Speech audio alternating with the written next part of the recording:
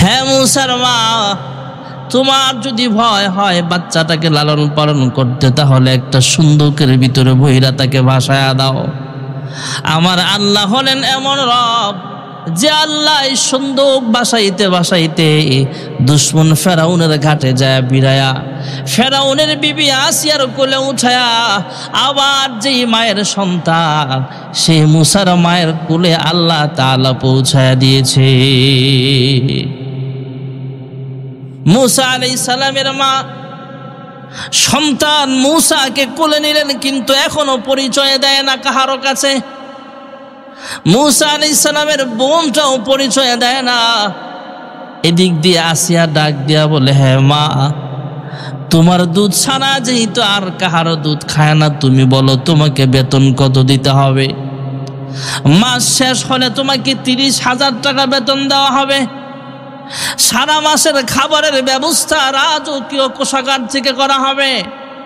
রাষ্ট্রপ্রধানের পক্ষ থেকে রাজকীয় পরিবেশে তোমার জন্য এই একটা ঘর বরাদ্দ আছে, এই বিল্ডিং এর এই ফ্ল্যাটটা তোমার জন্য বরাদ্দ আছে।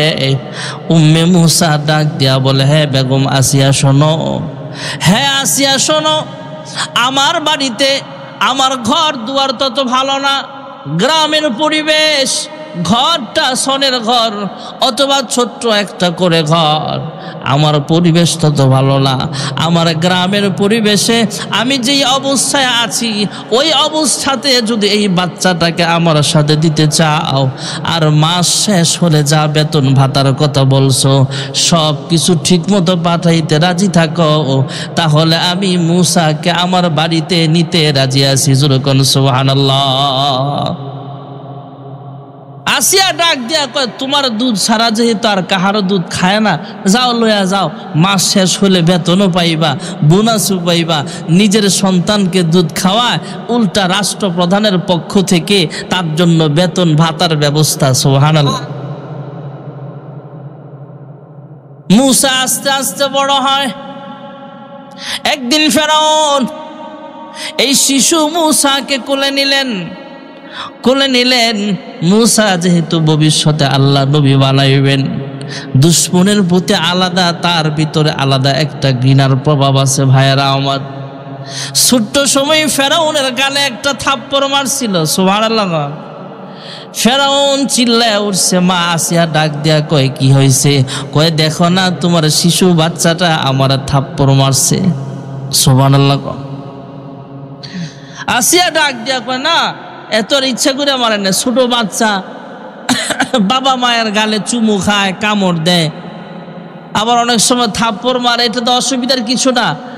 কয়, থাপ্পড়টাতে কেমন ওজনের ছিল এটা আমি না জানি। সুবহানাল্লাহ। বাচ্চা হইলে কি, আর এইটাই তো আমার দুশ্মন হইব। আসিয়া ডাক দেয়া, আরে তোমার আকল কিছু আছে? বাচ্চাকে প্রতি তোমার কোনো মায়াই তো নাই। এরা পরীক্ষা করে দেখো, আসলে সে ইচ্ছে করে মারে নাই।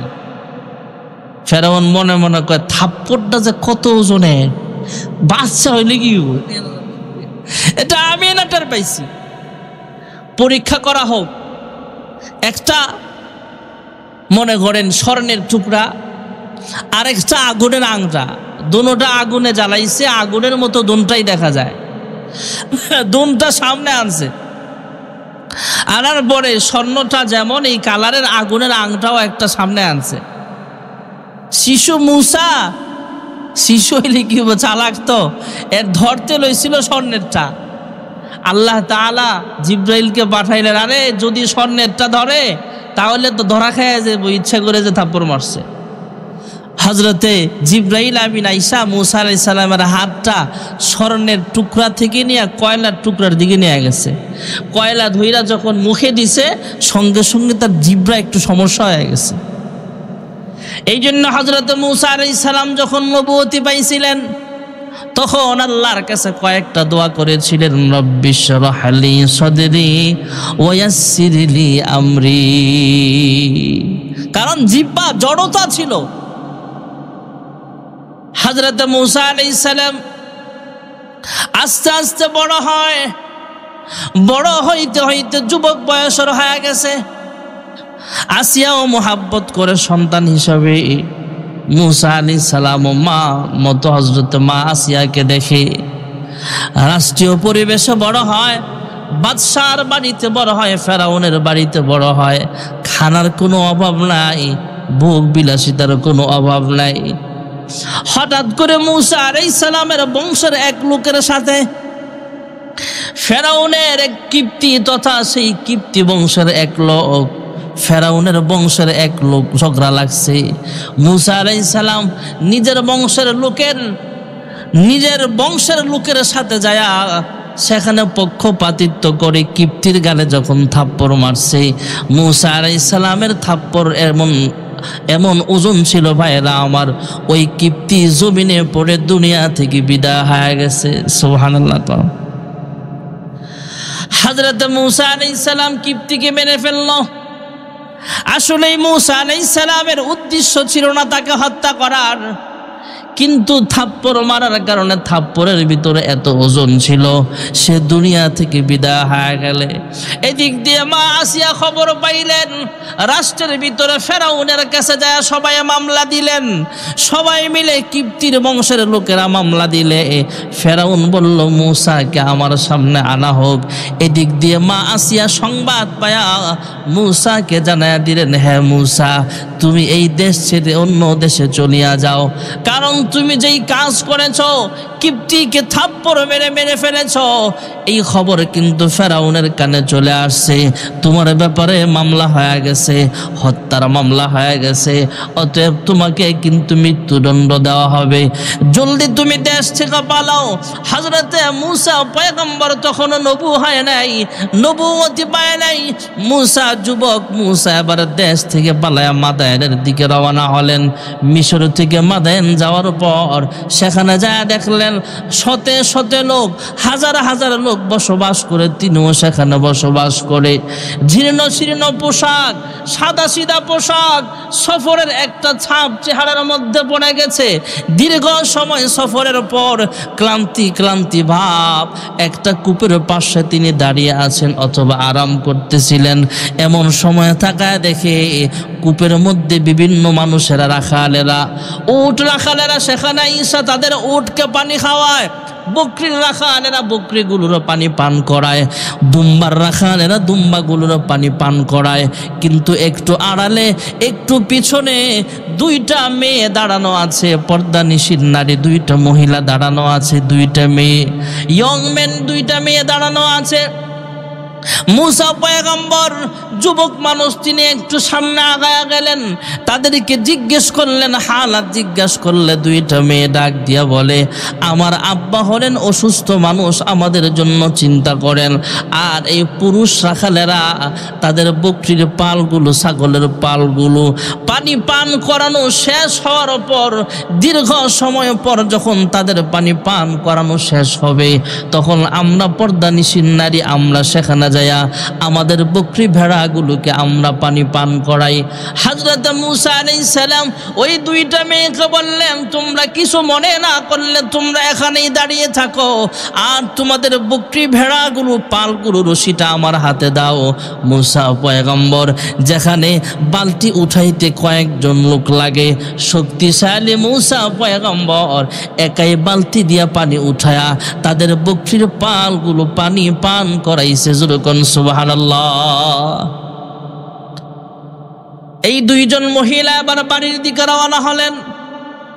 দুইটা মেয়ে বাড়িতে চলে গেলেন, বাবার কাছে যায় সালাম প্রদান করলেন, বাবাকে সালাম দিলেন। সালাম দেওয়ার পর বলতেছে, আব্বা যান। আব্বাও বলতেছে, কি হয়েছে আজকে তোমরা এত তাড়াতাড়ি কেমনে আসলা?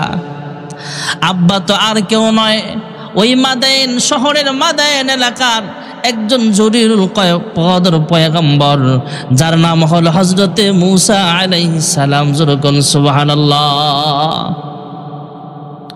হযরতে শুআয়ব আলাইহিস সালাতু ওয়াস সালাম, মুসা আলাইহিস সালামের শ্বশুর। হযরতে শুআয়ব আলাইহিস সালাম তখনও বিবাহ সাধিত হয় নাই মুসা পয়গম্বরের। শুআয়ব আলাইহিস সালাম এই দুই মেয়েকে ডাক দেয়া বলে, ওই পুরুষটা যদি এমন এমন হয়ে থাকে, ওই পুরুষটা খুব ভালো, ছেলেটা খুব ভালো, ইয়ং ম্যান, দেখতেও সুন্দর, অনেক শক্তিশালী ইয়ং ম্যান, শক্তিশালী যুবক। শুআয়ব আলাইহিস সালাতু ওয়াস সালাম এই দুই মেয়েকে দিয়া খবর পাঠালেন, যাও যাও সেই যুবককে আমার বাড়িতে নিয়ে আসবা। এদিক দিয়ে মূসা আলাইহিস সালাম দাঁড়িয়ে আছে, এই দুইটা মেয়ে যায় সালাম দিলেন এবং তাকে রাহবারি করে বাড়ির দিকে নিয়ে যায়।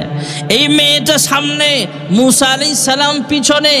মূসা আলাইহিস সালাম আবার বললেন, হ্যাঁ মেয়ে, তুমি আমার পিছনে পিছনে হাঁটো, কারণ আমি যখন তোমার দিকে তাকাই তখন আমার ভিতরে শয়তান ধোঁকা দিতে পারে। তুমি একটা নারী, আমিও একটা পুরুষ, অতএব তুমি আমার পিছন থেকে পথ দেখাও। সুবহানাল্লাহ বলে হযরত মূসা পয়গম্বর আলাইহিস সালাতু ওয়াস সালাম শুআয়ব আলাইহিস সালামের মেয়েটাকে পিছনে দিলেন, পিছন থেকে তিনি রাহবারি করছেন। মূসা পয়গম্বর সামনে সামনে আগায়, পথ চলতে চলতে শুআয়ব আলাইহিস সালামের বাড়িতে চলে গেলেন। হযরত শুআয়ব আলাইহিস সালাতু ওয়াস সালামের কাছে সব ঘটনা খুলে বললেন যে এমন এমন ঘটনা, আমি দেশ থেকে পালায়া মাদায়েন চলে আসছি। মূসা পয়গম্বরের এখন একটা সুন্দর থাকার ব্যবস্থার দরকার, খানা পিনার দরকার, ভালো একটা জায়গা থাকার জন্য ব্যবস্থা করা দরকার। হযরত শুআয়ব আলাইহিস সালাম এবার একটা প্রস্তাব জানালেন, হ্যাঁ মূসা, তোমাকে আমি একটা প্রস্তাব জানাই। আমি হলাম মাদায়েন এই এলাকার একজন পয়গম্বর, আমি আল্লাহর পাঠানো একজন পয়গম্বর। আমার দুইটা মেয়ের কোনো একটা মেয়েকে তুমি বিবাহ করে ফেলো, আর 10 বছর বা 12 বছর পর্যন্ত আমার বাড়িতেই অবস্থান করো। যেরকম সুবহানাল্লাহ। আগের একটা নিয়ম ছিল, রেওয়াজ ছিল, শ্বশুর বাড়িতে 8 বছর 10 বছর কামলা হিসেবে থাকা। এটার দ্বারা হক আদায় হতো, বউর যে একটা কাবিন হক আছে এটা আদায় হয়ে যেত। হযরত মূসা আলাইহিস সালাতু ওয়াস সালাম টাকা পয়সা নাই, উনি দেশ থেকে পালা আসছে, থাকবে কোথায়, খাবে কোথায়? আল্লাহ হলেন এমন রব, আল্লাহ রব এমন একটা ব্যবস্থা করে দিয়েছেন যে জমিনে সবচেয়ে মজার জায়গা হলো শ্বশুর বাড়ি। শ্বশুর বাড়ির ব্যবস্থা আল্লাহ করে দিয়েছে। সুবহানাল্লাহ। হযরত মূসা আলাইহিস সালাতু ওয়াস সালাম 10 বছর পর্যন্ত বা 8 বছর পর্যন্ত সেখানে রইলেন। এর ভিতরে ছেলে মেয়েও জন্ম হয়েছে। এক পর্যায়ে হযরত মূসা পয়গম্বরকে তার শ্বশুর শুআয়ব আলাইহিস সালাতু ওয়াস সালাম বললেন, যাও তোমার বিবি বাচ্চা সহ তোমার বাড়ির পথে রওনা হয়ে যাও। হযরত মূসা আলাইহিস সালাতু ওয়াস সালাম বাড়ির দিকে রওনা হয়ে যাবে।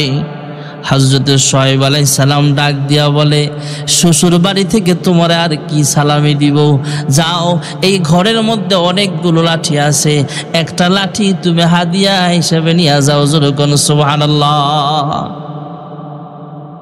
হযরত মূসা আলাইহিস সালাম ঘরের ভিতরে ঢুইকা দেখে অনেকগুলো লাঠি, সুন্দর সুন্দর লাঠি আছে, কিন্তু একটা সুন্দর লাঠি আছে এমন, যে লাঠিটা আঁকা বাঁকা, এমন সুন্দর লাঠি আর জিন্দেগিতে দেখি নাই।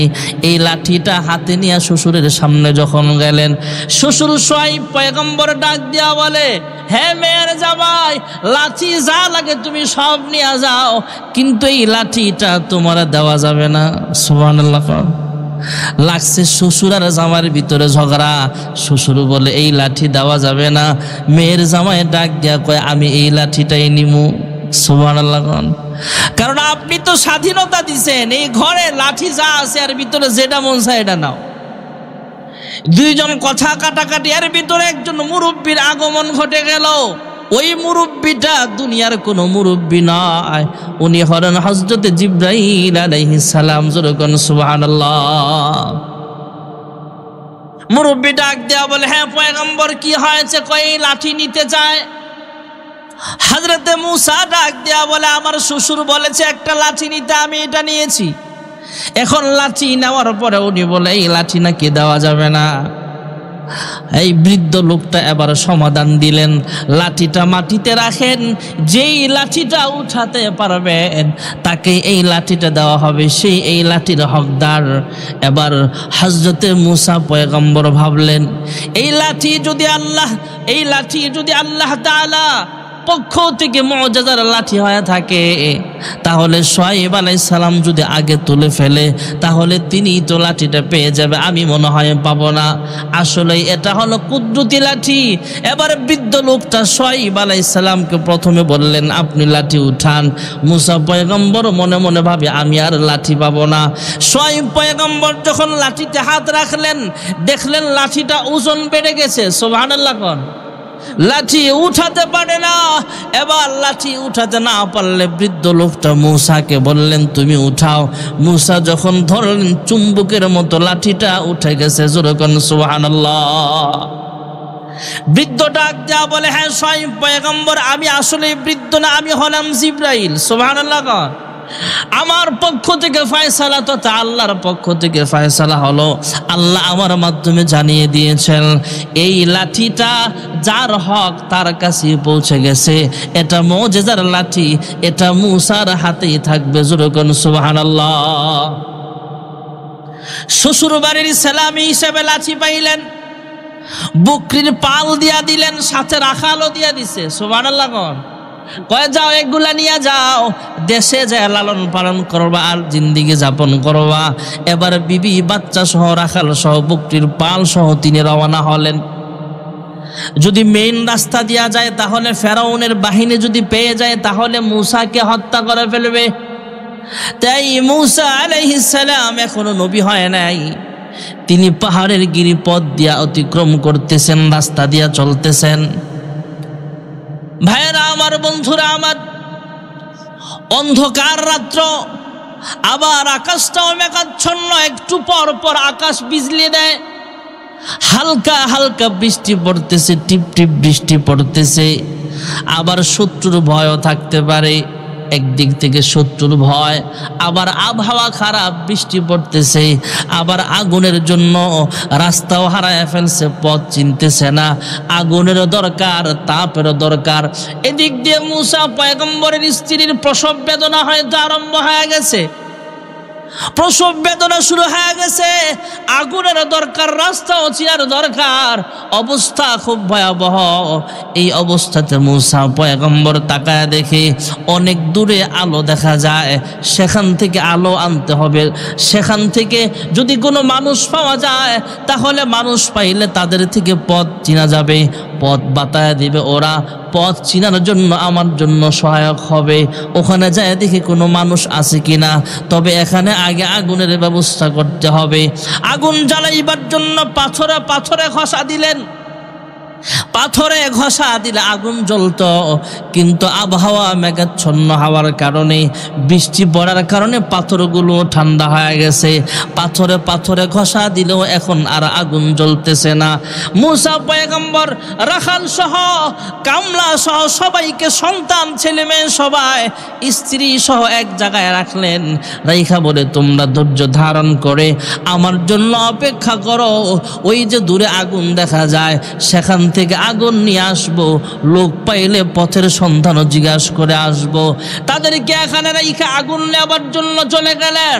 আগুন আনার জন্য যখন গাছের সামনে গেলেন, ওই দূরের যেখানে আলো দেখা যায়, পুরা এলাকা আলোকিত হয়ে গেছে আলোতে।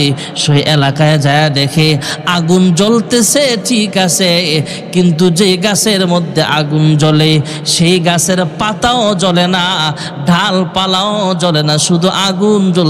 যখন সুবহানাল্লাহ।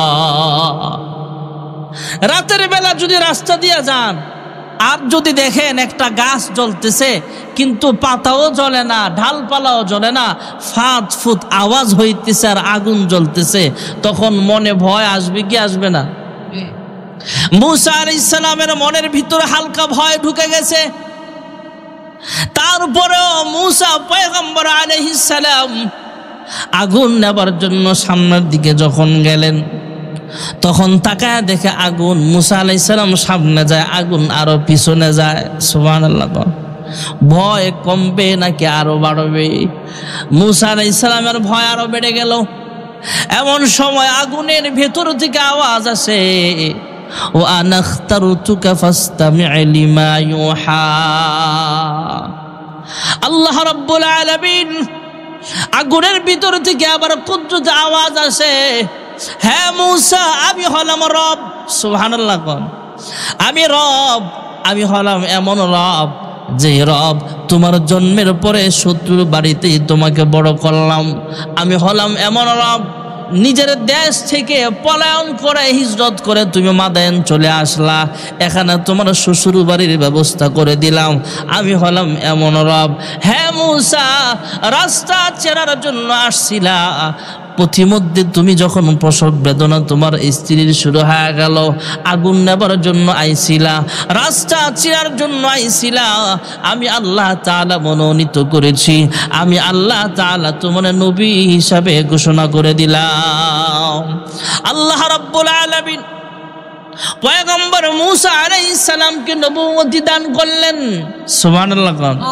মূসা আলাইহিস সালামকে আল্লাহ তাওরাত শরীফ দান করেছেন। সুবহানাল্লাহ বলে। আল্লাহ রাব্বুল আলামিন মূসা পয়গম্বরকে নবুয়তি প্রদান করলেন। মূসা পয়গম্বর আলাইহিস সালাতু ওয়াস সালামকে আবার আল্লাহ রাব্বুল আলামিন বললেন, ওয়া মা তিলকা বিয়ামিনিকা ইয়া মূসা। মূসা আলাইহিস সালামকে আল্লাহ তাআলা প্রশ্ন করলেন, হে মূসা, তোমার ডান হাতে কি? সুবহানাল্লাহ। ডান হাতে কি? সবাই জোরে বলেন, লাঠি। এই জন্য দেখবেন অনেক মুরব্বীরা লাঠি নিয়ে চলে। লাঠিটা এটা একটা পয়গম্বরী সুন্নত। লাঠি দেখলে জিনেরাও ডরায়, আবার মানুষ শত্রুরাও ভয় পায়। এই জন্য এটা সুন্নতি একটা লাঠি। অনেক উলামায়ে কেরাম যুবক বয়সেও লাঠি ব্যবহার করে। হযরত মূসা পয়গম্বর আলাইহিস সালাম আল্লাহর সাথে কথা বলার যখন সুযোগ হইল, তখন ঘন ঘন কথা বাড়ায়া বাড়ায়া বলতেছেন। আল্লাহ জিজ্ঞেস করলেন, ওয়া মা তিলকা বিয়ামিনিকা ইয়া মূসা। হে মূসা, তোমার ডান হাতে কি? মূসা পয়গম্বর জবাব দিলেন, ক্বালা হিয়া আসাই আতাওয়াক্কাউ আলাইহা ওয়া আহুশু বিহা আলা গনামি ওয়া লিয়া ফিহা মাআরিবু উখরা। হযরত মূসা পয়গম্বর জবাব দিলেন, আল্লাহ, এটা হলো একটা লাঠি। কি? জোরে বলেন। আয় আল্লাহ, এটা একটা লাঠি, এটা আমি টেক লাগায় দাঁড়াই, বকরিরে পাতা পেড়ে খাওয়াই, আর অন্য অন্য কাজ কর্ম করি। যেরকম সুবহানাল্লাহ। ভাইরা আমার, বন্ধুরা আমার, হযরত মূসা আলাইহিস সালামকে আল্লাহ জিজ্ঞেস করেছেন, তোমার ডান হাতে কি? মূসা পয়গম্বর জবাব দিলি পারতেন, এটা একটা লাঠি, তাহলেই তো প্রশ্ন শেষ হয়ে যাইত। এক আল্লাহওয়ালা স্বপ্নে দেখে হযরত মূসা পয়গম্বর আলাইহিস সালাম এবং আল্লাহর হাবিব রাহমাতুল্লিল আলামিন দুইজন কথাবার্তা বলতেছেন। এই অবস্থাতে হযরত মূসা পয়গম্বর জানতে চাইলেন, হ্যাঁ শেষ জামানার পয়গম্বর, আপনি কি হাদিস শরীফে বলেছেন কয় কোন কথা? কয় উলামা উম্মতি কাম্বিয়া ইবানি ইসরাইল, শেষ নবীর উম্মতের উলামায়ে কেরাম নবুয়ত ছাড়া মর্যাদার দিক থেকে বনি ইসরাইলের নবীদের সমান মর্যাদা। যেরকম সুবহানাল্লাহ। মূসা পয়গম্বর জিজ্ঞেস করলেন, এই কথা কি আপনি বলেছেন? কয় হ্যাঁ। কয় এটা কেন বললেন? একটু প্র্যাকটিক্যাল আমাকে দেখায় দিতে হবে আপনার উম্মতের আলেমের পাওয়ার। আল্লাহ রাব্বুল আলামিন কুদরতি ভাবে রূহের জগৎ থেকে একটা রূহ আয়না জিসিম বানায় হযরত মূসা পয়গম্বরের সামনে দাঁড় করায়া দিলেন। দাঁড় করানোর পর হযরত মূসা পয়গম্বর শেষ জামানার উম্মতের আলেমকে জিজ্ঞেস করলেন, মান আনতা? অথবা জিজ্ঞেস করলেন, মা ইসমুকা, তোমার নাম কি? সুবহানাল্লাহ।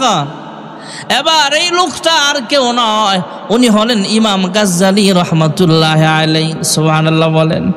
ইমাম গাজ্জালী ডাক দিয়া বলে, আমার নাম হলো গাজ্জালী, আমার দাদার নাম অমুক, বাবার নাম এটা, আমার বাড়ি অমুক জায়গায়, আমার দাদার আব্বার নাম এটা, ওনার আব্বার নাম এটা, ওনার আব্বার নাম এটা, এমন বলতে বলতে আদম নবী পর্যন্ত বলছে। সুবহানাল্লাহ। মুসা আলাইহিস সালাম মনে মনে কয়, খাইছে রে, আমি জিগাইলাম এর না, এতে 14 গোষ্ঠীর নাম বলতে বলতে আদম নবী পর্যন্ত বইলা ফেলছে। সুবহানাল্লাহ বল। আপনি একজনকে জিজ্ঞেস করলেন, এই তোমার নাম কি? জিজ্ঞেস করছেন নাম, সে বলল আমার নাম আব্দুল করিম, আব্বার নাম আব্দুর রহিম, দাদার নাম আব্দুল মাজিদ। এমনি এমনি যদি লম্বা কথা কয়, আপনার মেজাজ ঠান্ডা থাকবো না গরম হইব? এই মিয়া, তোমার জিজ্ঞাসি তোমার নাম, তোমার 14 গোষ্ঠীর নাম বলতে বলছি নাকি? তো আমাদের মেজাজ যদি গরম হয়, মুসা আলাইহিস সালামের মেজাজ কি ঠান্ডা রয়েছে? ডাক দেয়া কয়, গাজ্জালী, আমি জিজ্ঞেস করেছি তোমার নাম, তুমি কেন 14 গোষ্ঠীর নাম বলতেছো, কি ব্যাপার? ইমাম গাজ্জালী ডাক দিয়া বলে, হে মুসা পয়গম্বর, তুর পাহাড়ে দাঁড়ায় যখন মালিকের সাথে কথা বলছিলেন, আল্লাহ তাআলা জিজ্ঞেস করেছিলেন, ওয়ামা তিলকা বিয়ামিনিকা ইয়া মুসা, হে মুসা তোমার ডান হাতে কি? আপনি জবাব দিয়েছিলেন, শুধু জবাব দিলে হতো হিয়া আসয়, এটা না বইলা আপনি লম্বা কথা বাড়ায়া বাড়ায়া কেন বলেছিলেন? এবার মুসা পয়গম্বর বলে, হে শেষ জামানার নবীর উম্মতে ওলামায়ে কেরাম, হে ইমাম গাজ্জালী শোনো, আমি যখন মাশউককে পায়া গিয়েছিলাম, আমি যখন আল্লাহর সাথে কথা বলার চান্স পাইছিলাম, আশিকুকা কে মজা হয়, মাশউক से पहुँचियो शाखे गुल में क्या मजा है, बुलबुली से पहुँचियो। আমি যখন মালিকের সাথে কথা বলার চান্স পাইছিলাম, সুযোগ পেয়েছিলাম, আমি তাই মালিকের সাথে কথাটা লম্বা কথা বলে বাড়ায়া বাড়ায়া বলেছিলাম। এবার ইমাম গাজ্জালী জবাব দিয়ে দিলেন, হ্যাঁ বলে ইসরায়েলের পয়গম্বর এ মুসা কালিমুল্লাহ আলাইহিস সালাম, আপনি হলেন একজন জলিলুল কদর, দামি একজন পয়গম্বর, কারণ আপনি মালিকের সাথে ঘন ঘন কথাবার্তা বলতেন। হে মুসা পয়গম্বর, আপনি যখন আল্লাহর সাথে কথা বলার সুযোগ পায়া ঘন ঘন কথা বাড়ায়া বাড়ায়া বলেছিলেন, আমিও আপনার সাথে কথা বলার সুযোগ পাইছি। শেষ জামানার উম্মতের একজন আদনা আলেম হওয়ার পরে আপনার সাথে কথা বলার সুযোগ পায়াও আমি ধন্য হয়ে গেছি, তাই লম্বা কথা বাড়ায়া বাড়ায়া বলেছি। যেরকম সুবহানাল্লাহ। মুসা আলাইহিস সালাম ঘন ঘন আল্লাহর সাথে কথা বলতেন।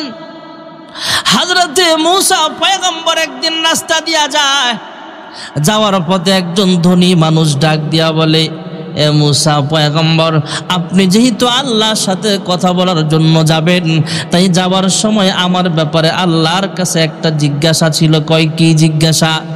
কয় আমি একজন পয়সাওয়ালা মানুষ, অনেক ধনী মানুষ, বেশি ধনী হওয়ার কারণে 24টা ঘন্টায় আল্লাহর কুদরতি পায়ে সাজদায় কাটাইতে পারি না। দুনিয়ার ব্যস্ততার কারণে 24 ঘন্টা সময় আল্লাহকে দিতে পারি না। আপনি একটু আল্লাহকে জানায় দিয়েন, এমন কোন আমল আছে যে আমলটা করলে আমার ধন সম্পদ আস্তে আস্তে কমবে? সুবহানাল্লাহ। বাড়াইবার চায় না, কমাইবার চায়।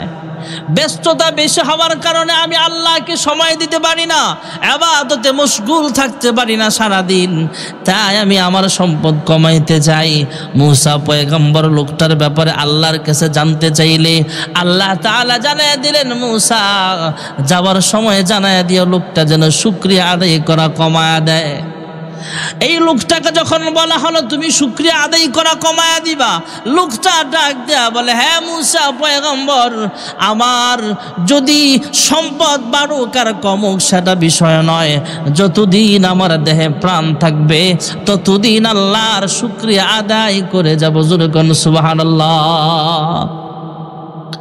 হযরত মুসা পয়গম্বরকে একজন গরিব মানুষ বলেছিলেন যাওয়ার সময়, একটা মহিলা ছোট্ট একটা কুঁড়ে ঘরে বাস করে, সাদা সিধা পোশাক, তেমন কোনো পোশাক নাই পরিধান করার মতো, ভালো খাবার দাবার নাই, সুন্দর একটা বাড়ি নাই, এই মহিলা ডাক দিয়া বলে, হ্যাঁ মুসা পয়গম্বর, আল্লাহর কাছে যায় জিজ্ঞেস করিলেন কোন আমল করলে আল্লাহ আমার সম্পদ বাড়ায়া দিবে, ধনী বানায়া দিবে। আল্লাহ তাআলা হযরতে মুসা পয়গম্বরকে জানায়া দিলেন, ওই মহিলাকে জানায়া দিও আমি আল্লাহ রব্বুল আলামিনের উপর যেন সে শুকরিয়া আদায় করে, শুকরিয়া আদায় করলে আমি আল্লাহ তার নিয়ামত বাড়ায়া দিমু। সুবহানাল্লাহ। لئن شكرتم لأزيدنكم ولئن كفرتم إن عذابي لشديد।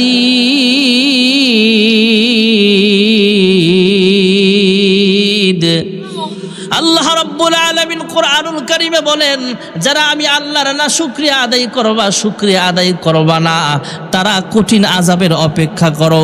আমি আল্লাহর আযাব বড় শক্ত আযাব। আর যেই ব্যক্তি আমি আল্লাহর শুকরিয়া আদায় করবা, আমি আল্লাহ তোমার নিয়ামত আরো বাড়ায়া দিব। শুকরিয়া আদায় করলে নিয়ামত বাড়ায়া দেন কে? মুসা পয়গম্বর মহিলাকে বললেন, তুমি বেশি বেশি শুকরিয়া আদায় করো। মহিলা ঘর থেকে বের হয়ে কয়, এ মুসা তোমারও আকল নাই, তোমার আল্লাহরও আকল নাই। নাউজুবিল্লাহ। কয় কেন, কি হয়েছে? কয় আমার নাই কিচ্ছু, আমি কিছু শুকরিয়া আদায় করু।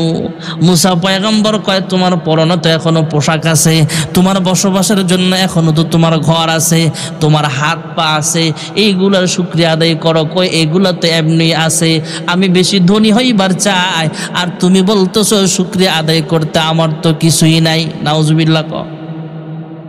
আমাদের সমাজে যারা গরিব, তার কিছু নাই না আছে। শেখ সাদি রহমাতুল্লাহ আলাইহি লিখেন, আল্লাহর এক গোলাম সকালবেলা ফজরের নামাজের পর বের হইছে রাস্তায়, কিন্তু পায়ে জুতা নাই।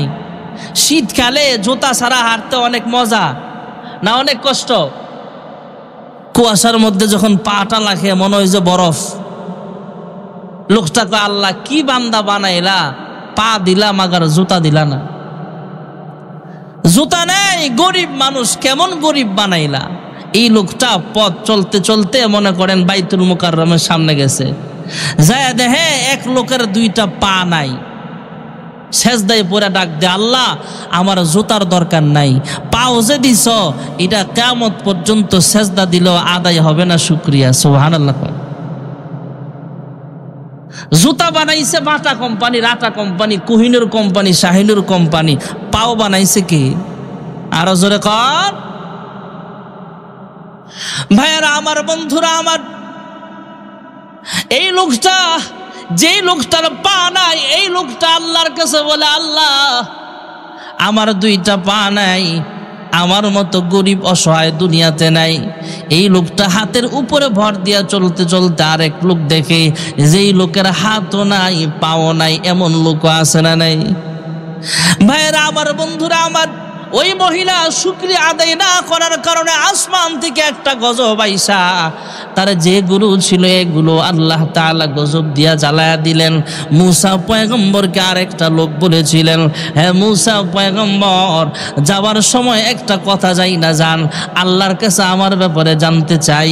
কয় কি জানতে চাও? কয় আমারে কোন কাজে লাগাইবার জন্য আল্লাহ বানাইছেন। মুসা পয়গম্বর তাকায়া দেখলেন লোকটার দুইটা হাত নাই, দুইটা পা নাই। লোকটা জবান দিয়া বলে, হ্যাঁ মুসা পয়গম্বর, মানুষ হাঁটতে হাঁটতে মসজিদে যায়, আমি যেতে পারি না। মানুষ হাত দিয়ে স্পর্শ করে অনেক কিছু খেতে পারে, কিন্তু আমি নিজে হাত দিয়ে স্পর্শ করতে পারি না, খেতে পারি না, নিজের গোসল নিজে দিতে পারি না। হ্যাঁ মুসা পয়গম্বর, আমার হাত নাই পা নাই, একটা গোস্তের টুকরার মতো পড়ে আছে, আমাকে আল্লাহ তাআলা কেন বানাইলেন? মুসা পয়গম্বর আল্লাহর কাছে জিজ্ঞেস করলে আল্লাহ জানায় দিলেন, মুসা যাবার সময় জানায় দিও এই লোকটাকে আমি আল্লাহ জাহান্নামের একটা ছিদ্র ফিল আপ করার জন্য বানাইছি। যাবার সময় মুসা পয়গম্বর যখন জানায় দিলেন, ওই মিয়া তোমার হাত নাই পা নাই, তোমার আল্লাহ জাহান্নামে দেওয়ার জন্য বানাইছেন। লোকটা জবান খুলে বলে আলহামদুলিল্লাহ। কি বলেছেন? আর জোরে কর, শুকরিয়া জানাই আল্লাহ, শুকরিয়া জানাই তোমার, শুকরিয়া জানাই আল্লাহ, শুকরিয়া জানাই তোমার। শুকরিয়া করব কার? আলহামদুলিল্লাহ জোরে বলেন। এই লোকটা যখন জবান খুলে আলহামদুলিল্লাহ বলেছে, মুসা পয়গম্বর তো চলে গেছে, এই লোকটা জবান খুলে খুলে আল্লাহর কাছে ডাক দেয়া বলে, আল্লাহ আমার জাহান্নামের আগুনে জ্বালায় কোনো অসুবিধা নাই, কিন্তু আমার দেহটা এত মোটা বানায় দিও, এত লম্বা বানায় দিও, আমার একার দ্বারা যেন জাহান্নামটা ফিল আপ হয়ে যায়, তোমার আর একজন উম্মত তথা তোমার আর একজন বান্দা বান্দিও যেন জাহান্নামের আগুনে জ্বলতে না হয়। সুবহানাল্লাহ। পরবর্তীতে মুসা পয়গম্বর তাকায় দেখলেন এই লোকটার পাও হয়ে গেছে। সুবহানাল্লাহ। পাও আল্লাহ দিলেন, হাতও দিলেন, সবকিছু ফিরাইয়া দিলেন। আল্লাহর কাছে জিজ্ঞেস করলেন, আল্লাহ ঘটনা কি হইল? আল্লাহ ডাক দেয়া বলে, মুসা এই লোকটারে যাবার সময় জানায়া দিও, এই লোকটা জবান দিয়া আমি আল্লাহকে জিব্বাটা লড়ায়া লড়ায়া, আমি আল্লাহর দেওয়া জিব্বা লড়ায়া লড়ায়া আমি আল্লাহর কাছে বলেছিল, আল্লাহ আমার একার দ্বারা যেন জাহান্নামটা ফিল আপ হয়ে যায়, আমার দেহটা এত মোটা বানায় দিও, লম্বা বানায় দিও। এই কথাগুলো আমার অনেক পছন্দনীয়, আমার পছন্দের হয়ে গেছে, তাই আমি আল্লাহ রাব্বুল আলামিন এই লোকটার নামটা জাহান্নামের দফতর থেকে কাইটা দিয়া আমি আল্লাহ তাআলা তার নামটা আমি আল্লাহ জান্নাতের খাতার ভিতরে আমি আল্লাহ লিখিয়া দিলাম। মুসা পয়গম্বর আলাইহিস সালাতু ওয়াস সালাম ঘন ঘন আল্লাহর সাথে কথা বলতেন। আল্লাহ জিজ্ঞেস করলেন, ওয়া মা তিলকা বিয়ামিনিকা ইয়া মুসা। মুসা পয়গম্বর জবাব দিলেন, হিয়া আসায় আতাওয়াক্কাউ আলাইহা ওয়া আহুশু বিহা আলা গনামি ওয়া লিয়া ফিহা মাআরিবু উখরা। মুসা পয়গম্বর জবাব দিলেন, আল্লাহ এই লাঠি দ্বারা আমি ট্যাক লাগায় দাঁড়াই, বকরিরে পাতা পেড়ে খাওয়াই আর অন্যান্য কাজকর্ম করি। মুসা পয়গম্বর আলাইহিস সালামকে আল্লাহ রাব্বুল আলামিন বললেন, আলকিহা ইয়া মুসা, হে মুসা তোমার হাতের লাঠিটা মাটিতে ছাড়ো। ফাআলকাহা ফাইযা হিয়া হাইয়াতুন তাসআ। মুসা পয়গম্বর লাঠি ছাড়লেন, সঙ্গে সঙ্গে বিশাল বড় সাপ হয়ে গেছে। সুবহানাল্লাহ। মুসা পয়গম্বর সাপ দিকে ভয় আতঙ্কিত। আল্লাহ ডাক দিয়া কয়, হে মুসা তুমি তো সাপ দেখা ভয় পাচ্ছ? কয় হা আল্লাহ। কয় সাপটাকে আবার ধরো। সুবহানাল্লাহ। ধরো। খুযহা লা তাখফ সানুঈদুহা সিরাতাহাল উলা। হে মুসা ভয় পাবার কোনো কারণ নেই, লাঠির মধ্যে ধরো। লাঠি ছাড়লে যেমন সাপ হয়ে গেছে, সাপের মধ্যে আবার ধরো, আমি আল্লাহ সাপটাকে আবার লাঠি বানায় দিব। সুবহানাল্লাহ। আমি আল্লাহ লাঠিকে সাপ বানাইতে পারি, সাপটাকেও লাঠি বানাইতে পারি। সানুঈদুহা সিরাতাহাল উলা, আগের মতো আমি আল্লাহ বানায় দিব। মুসা পয়গম্বর সাপের মধ্যে ধরলেন, এটা আবার আল্লাহ তাআলা লাঠি বানায় দিলেন। মুসা আলাইহিস সালামকে আল্লাহ বলেন, বগলের নিচে হাত রাখো। রাখলেন, বের করলেন, অনেক পাওয়ারফুল হেডলাইটের মতো আলো। সুবহানাল্লাহ। বড় বড় গাড়িতে যেমন হেডলাইট থাকে, আলো থাকে, বিমানের যেমন লাইট থাকে, বড় রেলগাড়ির যেমন লাইট থাকে, হেডলাইট, মুসা আলাইহিস সালাম এমন হাত বের করছে। এখন রাস্তা তো দেখতে হবে, লাইট লাগবে। মুসা পয়গম্বরের আঙ্গুল থেকে, হাত থেকে আল্লাহ আলো বের করে দিয়েছে। সুবহানাল্লাহ। এবার আল্লাহ রাব্বুল আলামিন ঘোষণা করে দিলেন কোরআনুল কারীমে, আল্লাহ আমাদেরকে জানিয়েছেন, ইযহাব ইলা ফিরআউনা ইন্নাহু তাগা। যে ফেরাউনের বাড়িতে বড় হইছ, যে ফেরাউনের ভয়ে দেশ ছেড়ে পালাইছ, এই ফেরাউন কিন্তু নষ্ট হয়ে গেছে, ধ্বংস হয়ে গেছে, পথভ্রষ্ট হয়ে গেছে। হে মুসা তোমাকে মুজিজা দিলাম, নবুয়তি দিলাম, যাও যাও তাকে আমি আল্লাহর পথে দাওয়াত দাও। যুরকুন সুবহানাল্লাহ। মুসা আলাইহিস সালাম তারপরে ফেরাউন গেলেন। আগামী জুমায় বলবো ইনশাআল্লাহ। ওয়া আখিরু দাওয়ানা আনিল হামদুলিল্লাহি রাব্বিল আলামিন। যারা সুন্নাত পড়েন না ক্বাবলাল জুমা আদায় করে নেন।